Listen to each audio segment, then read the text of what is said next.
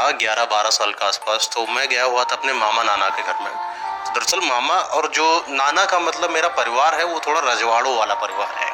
एक ऐसा परिवार था जिससे कि अंग्रेज जो शासन था वहाँ से उनके संपर्क थे, राजाओं से भी उनके संपर्क थे। वो राजा वाली जो संगति थी वो चली आ रही थी। तो उनकी हवेली भी कुछ वैसी ही थी, डरावनी सी। समय के साथ बहुत बूढ़ी, पुरानी, एकदम अजीब सी हवेली हो गई थी। लेकिन समय के साथ जब हम लोग वहाँ पर रहने लगे, यही अंग्रेज़ों के शासन के बाद जब देश हमारा आज़ाद हुआ, तो समय के साथ उस हवेली को थोड़ा-सा रिनोवेट कराया गया और मामा लोग वहाँ पर रहने लगे। और हम लोगों का परिवार भी कई बार उनके घर आना-जाना, शादी वगैरह सब कुछ सेटल हुआ।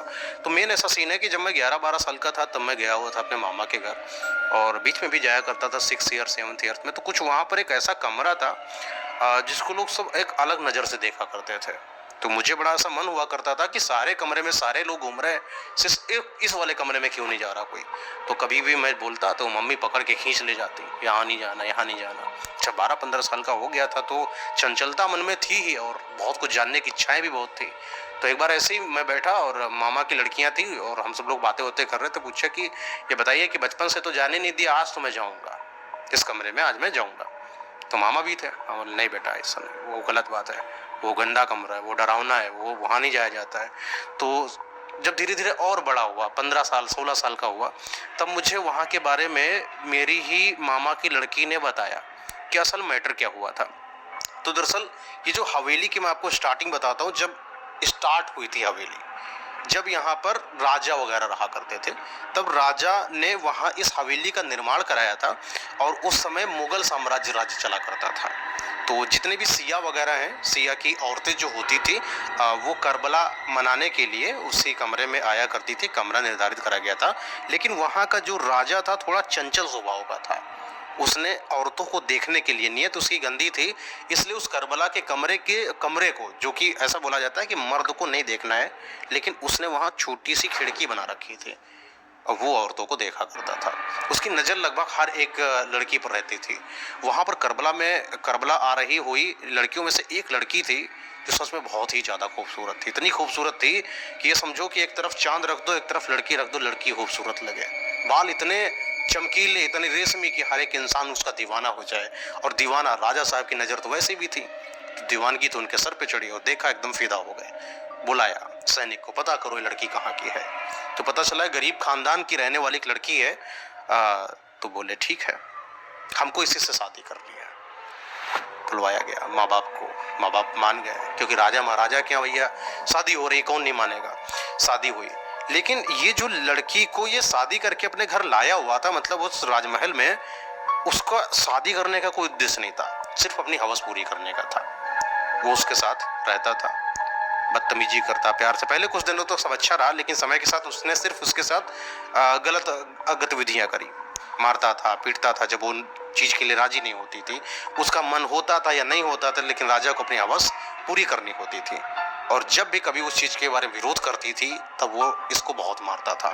समय के साथ ऐसा हुआ कि ये बहुत जब मारने लगी तो आसपास के सैनिक जो है इसकी चीख को सुनते और आपस में बातें करते, विवाद करते, राजा की बदनामी होती। तो इसमें राजा ने सोचा, राजा के मंत्री ने सुझाव दिया कि आप गलत कर रहे हैं, इसका प्रभाव जो है प्रजा के ऊपर गलत जा रहा है, सब लोग आपके खिलाफ गलत मतलब कार्य बातें बोल रहे हैं। तो इन्होंने आनन फानन में क्या किया कि जो करबला जो था उसको बंद करा दिया। बोले कि अब कोई यहाँ पर नहीं आएगा। क्यों नहीं आएगा? इनका अपना रहस्य था कि हम इस लड़की को करबला में ही रखेंगे, उसी वाले कमरे में। अपना जाता था, अंदर अंधेरा था पूरा, कोई दूर दूर तक देखने वाला नहीं था, न कुछ दिखाई देता था, न कहीं लाइट न उजाला। वहीं इस लड़की को जाके डाल दिया। दरवाज़ा खोलता, हवस पूरी करता, वापस आ जाता। दरवाज़ा खोलता, हवस पूरी करता, वापस आ जाता। दिन प्रतिदिन चलता रहा, चलता रहा, चलता रहा।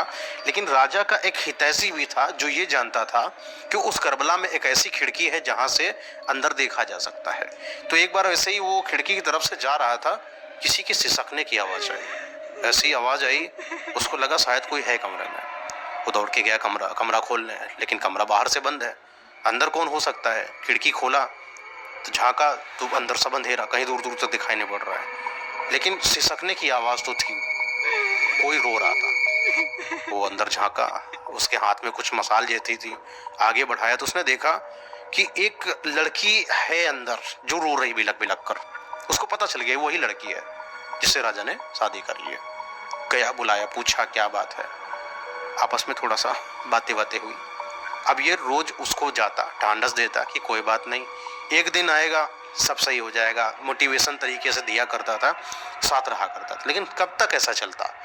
एक समय ऐसा आया कि जब वो लड़की दम घुट घुट कर मर गई, मतलब उसी के अंदर राजा मारता मर गई।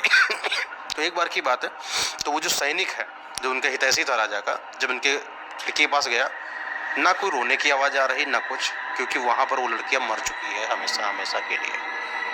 तो राजा ने बोला कि अब क्या करा जाए, हितैषी है, राजा के आपस में बातचीत होती रहती थी, और इसको दरवाज़ा खोल के अंदर गए तो मरी पड़ी थी। तो इस हितैषी ने राजा ने मिलकर उसी लाश को वहीं पर दफना दिया था, उसी कमरे के अंदर खोद कर, और बाहर से दरवाज़ा बंद कर दिया। बोला कि यहाँ पर कभी कोई नहीं आएगा। वहाँ पर खिड़की थी, खिड़की को भी लॉक करा दिया गया। समय के साथ हवेली बढ़ती गई, बूढ़ी होती गई, राजा का बच्चे आए, लेकिन इस कमरे के अंदर कुछ ऐसा था जिसको हर एक पीढ़ी खोलने से डरने लगी, क्योंकि हर समय किसी न किसी रोने की आवाज़ आने लगी। खिड़की को कोई भटभटाता, रात में ऐसा लगता भड़बड़ भड़बड़ की आवाज़ आती, जैसे कोई खिड़की खोलता, कोई नहीं। लेकिन धीरे धीरे ये आवाज़ इतनी तेज होती चली गई कि जब ये चिल्लाती तो पूरी हवेली में सुनाई पड़ती। सब लोगों का कहना था कि किसी एक ऐसी लड़की की आवाज़ इस हवेली से आती है जो अब है ही नहीं इस दुनिया में। जनता का हर एक इंसान डरा हुआ था, कोई भी इस हवेली में जाने से डरता था, अकेले कभी भी कोई हवेली में नहीं घूमता था। कई सारी ऐसी अफवाहें सुनने को मिली, अफवाहें थी या सच्चाई थी वो बात अलग है, कि किसी सैनिक को किसी ने उठाकर मार दिया, कोई अकेला बैठा था उसको किसी ने उठाकर पटक दिया। समय के साथ सब लोग धीरे धीरे इस हवेली से दूर होते चले गए। हवेली में रहने वाला एक एक इंसान कोई ना कोई बहाना करके हवेली से दूर चला गया। और एक समय ऐसा आया कि राजा का प्रशासन भी डला और हवेली भी बूढ़ी हुई और कोई वहाँ नहीं रहा। जब हम लोग आए, ये 1970-80 की बात है, तब हमारे नाना ने इस हवेली को खरीदा हुआ था। उनका ऐसा मानना था ये भूत प्रेत आत्मा ये सब क्या ही होती, कुछ नहीं होता है। गए, हवेली खरीदा, और जब हवेली खरीदा हुआ था तब भी इनके साथ कुछ ऐसा देखने को मिला जो सच में अफवाह कह रहे थे लोग, जो इनको सच में सुनाई पड़ा। जब ये हवेली गए, इनको भी कुछ रोने की आवाज़ सुनाई पड़ी, लेकिन थे बड़े हिम्मत वाले, बोलते जो कोई भी हो सामने आ जाओ, और खड़े हो जाते थे खिड़की के पास, खोल के खिड़की, आओ, कौन हो तुम, सामने आओ, क्योंकि इनके पास खुद तंत्र मंत्र की विद्या काफ़ी ज़्यादा थी। और एक बार तो ऐसा हुआ कि कोई एक खड़बड़ खिड़की खटपटा रहा है, ये पहुंच गए, और शायद इन्होंने किसी को देख भी लिया अंदर, और इन्होंने बाहर से खिड़की से ही कुछ ऐसा मंत्र पढ़ा, वहीं लॉक हो गई। लेकिन इनको डर अपने लिए नहीं था, इनको डर था अपने बच्चे के लिए, मतलब मेरे मामा के प्रति, कि कहीं कुछ हो ना जाए। सबको बुलाया बिठाया कि ऐसा ऐसा सीन है यहाँ पर। इनके 2 लड़के थे, एक हमारे मामा थे और एक और छोटे मामा, जो कि अब नहीं है। हालांकि अब उनके ना होने के पीछे भी वजह है कि जो छोटे मामा थे वो उस समय शायद 12-15 साल के आसपास रहे होंगे जब इनके साथ ये हादसा हुआ था। इनको भी कुछ आवाज़ सुनाई पड़ी कि खिड़की खटपटाने की आवाज़ सुनाई पड़ी। तब नाना नहीं थे, नाना कहीं बाहर गए थे घूमने के लिए। तो ये खिड़की के पास गया, दरवाज़ा खोलते हैं मामा छोटे वाले जो अब नहीं है। ऐसा लगा कि इनको किसी ने अंदर खींच लिया, और ये जो बात है मेरी मौसी ने देखा, मतलब मामा की जो बहन है, उन्होंने देखा कि कोई तो खींच के गया अंदर। ये डर गई अंदर से, जल्दी जल्दी सब बाहर भागते हुए गई, जब तक नाना नहीं आ जाते हैं। और जब नाना आते हैं तो सब लोग, मामा और जो मौसी, सब लोग वहाँ पर पहुँची तो देखा कि खिड़की बंद है। खिड़की खोलने की कोशिश करी गई, नहीं खुल रही। नाना ने कई बड़े बड़े तांत्रिकों को बुलाया, नहीं खुली। लोहारों को बुलाया गया जो ये दरवाज़ा तोड़ सकते हैं, किसी की हिम्मत नहीं हुई टूटने की। जब भी कोई तोड़ता उसका कोई या तो खंजर टूट जाता, औजार टूट जाता या हाथ टूट जाता। तो ऐसा निर्धारित किया गया कि अब इसको कोई खोलेगा नहीं, और सबको भरोसा हो गया कि शायद किसी ने मामा को अंदर खींच लिया। और वो दिन है, आज का दिन है, आज तक छोटे मामा कभी दुनिया में दिखाई नहीं पड़े। उस दरवाजे के बाहर एक दीवार बनवाई गई कि जिससे कोई भी इंसान ना चाहते हुए उस तरफ ना जा पाए। खिड़की के ऊपर भी एक दीवार बनाई गई जिसकी वजह से कोई खिड़की की तरफ इधर ना आ पाए। और जब मैं छोटा था तब मैं जब चीज़ें पूछता तो यही बोला जाता था कि वहाँ पर मत जाओ वरना कोई इंसान बाहर खींच लेगा। लेकिन हमारे अंदर भी कम इच्छाएं थी नहीं। मैं गया, मैं खिड़की की तरफ, मैं कान लगा के सुन रहा था कि कुछ तो आए अंदर से। ऐसा क्या है जो वहम है? मुझे पर्दाफाश करने में थोड़ा ज़्यादा बिलीव था कि सब कुछ नहीं है, झूठ है, मात्र पर्दाफाश करते, कुछ भ्रम है खाली।